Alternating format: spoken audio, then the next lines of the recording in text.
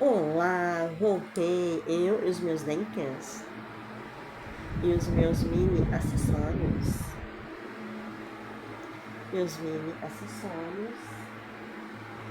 Tá? Meus anéis. Então vamos lá, continuando com Princípios de Economia, quinta edição, dos professores Carlos Roberto Martins Passos e Otto Lugano. Princípios de Economia. Lembrando que esse livro já está na 7ª edição. Eu, quando entrei para a faculdade, eu estudava esse livro aqui, tá? Para me ajudar. Ajuda bastante isso aqui para quem está iniciando, para quem está estudando, cursos de economia. Ajuda um monte, gente.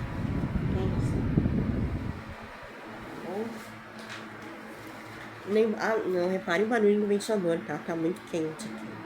Um calor horrível. Então, lembrando que eu estou lendo a parte 1, Introdução aos Problemas Econômicos. Capítulo 2, Questões econômicas fundamentais decorrentes do problema da escassez e de necessidade de escolha. Número 2, a curva de possibilidade de produção, uma ilustração do problema da escassez e da escolha. 2.2, uma fazenda e sua fronteira de possibilidades de produção. Então hoje eu finalizo o 2.2, tá? Que é uma fazenda e sua fronteira de possibilidades de produção.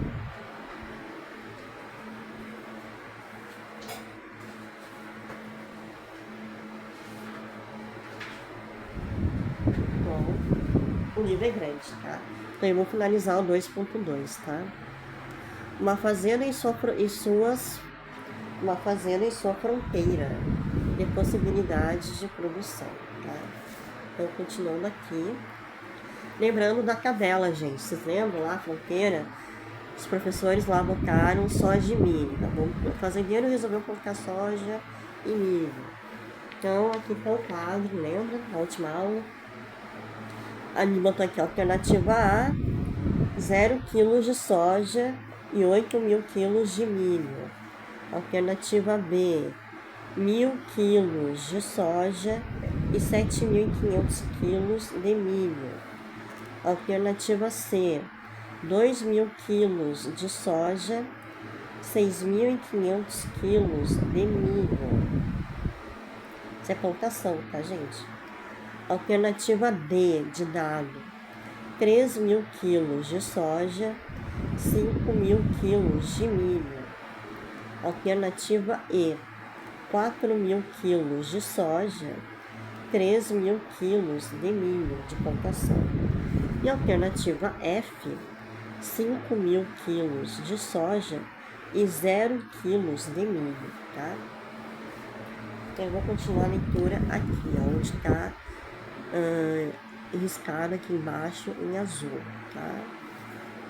Quem quiser ler o anterior, tá no YouTube ali. Olha o anterior.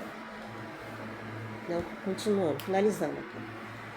Então, o quadro 1, tá? Quadro 1, possibilidades de produção de uma fazenda. O quadro 1 nos fornece uma escala numérica com algumas possibilidades intermediárias. B, C, D e E. B de Brasil, C de Canadá, D de Dinamarca e E de Equador. Né? São algumas possibilidades intermediárias que refletem a disposição do produtor de optar pela produção conjunta de ambos os bens. Devemos observar que na hipótese de plena utilização de terra e demais recursos, aumentos na produção de soja ocorrerão somente mediante utilização das áreas destinadas à cultura do milho. Aumentos na produção de soja ocorrerão somente mediante utilização das áreas destinadas à cultura do milho. Logo, reduz-se a produção de milho em benefício da lavoura de soja. Vamos a seguir representar graficamente a escala de possibilidades de produção entre milho e soja. Figura 1. Para tanto, utilizaremos um sistema de eixos cartesianos. O eixo das ordenadas vertical representará a quantidade de milho que a fazenda pode produzir. No eixo das abscissas horizontal, representaremos a quantidade de soja que pode ser obtida. O ponto A indica uma situação em que toda a terra está sendo utilizada na produção de milho. Nesse caso, a produção de soja é 0. O ponto F de faca, ponto F, indica o outro extremo, ou seja, quando toda a terra é usada exclusivamente para plantar soja. Logo, a produção de milho é nula. Os pontos B de Brasil, C de Canadá, D de Dinamarca e E de Equador indicam possíveis combinações intermediárias ao alcance do produtor na hipótese de a terra e demais recursos estar sendo plenamente utilizada. Podemos agora unir os pontos de A até F. A linha resultante denomina-se curva de possibilidades de produção ou fronteira de possibilidades de produção e nos mostra todas as combinações possíveis entre milho e soja que podem ser estabelecidas quando todos os recursos disponíveis estão sendo utilizados, e nos mostra todas as combinações possíveis entre milho e soja que podem ser estabelecidas quando todos os recursos disponíveis estão sendo utilizados, significando estar havendo pleno emprego de recursos.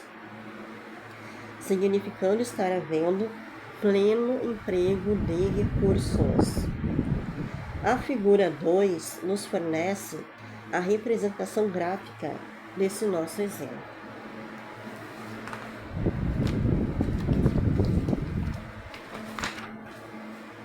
Então, aqui, ó, figura 1. Possibilidade de produção de uma fazenda. Possibilidade de produção de uma fazenda. Tá? Não repare a minha letra fica feia aqui, tá? Então, aqui, ó, vertical, eixo das ordenadas, tá? É o que? Milho, tá? Milho tá na vertical, eixo das ordenadas, tá? Todas as possibilidades na plantação de milho. E no eixo das abscissas horizontal tá soja. Tá todas as possibilidades de plantio de soja. Eixo horizontal, eixo das abscissas, todas as possibilidades de plantio de soja. Tá? Então, aqui é a figura 1. Pronto, monto gráfico direitinho, tá? Aqui, ó, ponto A. 0 kg de soja, 8.000 kg de milho. Ponto B. 7.500 quilos de milho e 1.000 quilos de soja. Ponto C. 6.500 quilos de milho e 2.000 quilos de soja. E assim por diante, tá? Vocês vão montando aqui, né? Ponto D. Ponto D, 5.000 quilos de milho e 3.000 quilos de soja, tá? E aí o ponto E, 3.000 quilos de milho, ponto E, e aqui 4.000 quilos de soja. E aqui o ponto F, ó, que é 0 quilos de milho e 5.000 quilos de soja. Então a gente monta o gráfico, né, com os pontinhos e os pontilhados. E aí vem a figura 2, que aí surge a curva de possibilidades de produção de uma fazenda. Curva de possibilidades de produção ou fronteira de possibilidades de produção. E aí tu faz a curva com aquele pontilhado, ó. Tu desenha a curva de possibilidades. Tu vê que os professores criaram um ponto G, né, que vai até o F, né? Aí criou-se um ponto G e um ponto H, né? Pode ter uma possibilidade no ponto G e um aumento de fronteira, pode aumentar o tamanho da terra de plantio e surgir um ponto H aleatoriamente aqui, tanto de milho quanto de soja, tá? Só um pouquinho.